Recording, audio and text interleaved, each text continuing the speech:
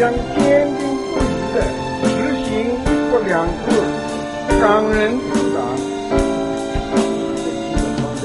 誰曾話過歸中以後，香港不會退後？誰人話過中央承諾會給香港輔助？樓市有得升，要起多一些豪宅，郊區要起高掛及後。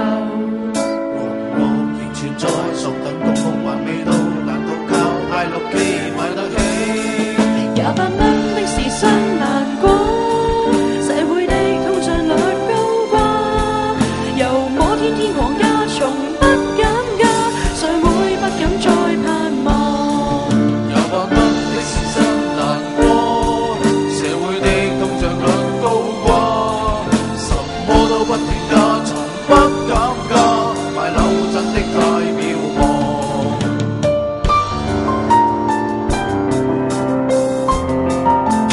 香港好，國家好，國家好，香港更好。